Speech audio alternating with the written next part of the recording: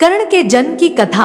यह कहानी ऐसे योद्धा की जिसे लोग दानवीर कर्ण के नाम से जानते हैं। कर्ण पांडवों में सबसे बड़े थे और इस बात का पता सिर्फ माता कुंती को ही था।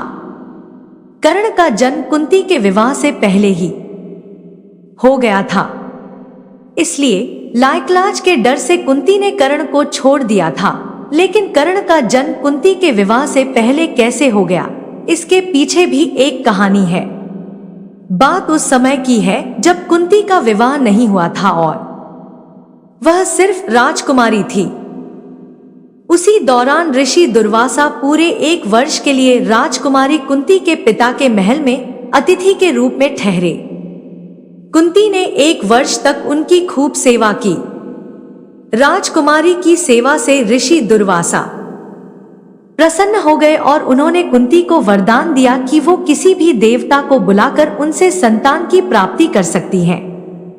एक दिन कुंती के मन में आया कि क्यों न वरदान की परीक्षा की जाए। ऐसा सोचकर उन्होंने सूर्य देव की प्रार्थना करके उन्हें बुला लिया। सूर्य देव के आने और वरदान के प्रभाव से कुंती विवाह के पूर्व ही गर्भवती हो गई। कुछ समय बाद उन्होंने एक पुत्र को जन्म दिया जो सूर्य देव के समान ही प्रभावशाली था। साथ ही जन्म के समय से ही उस शिशु के शरीर पर कवच और कुंडल थे।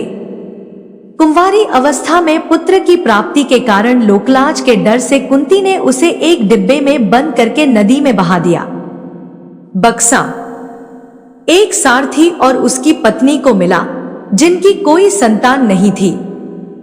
वो दोनों कर्ण के रूप में पुत्र को पाकर बहुत खुश और उसका लालन पालन करने लगे।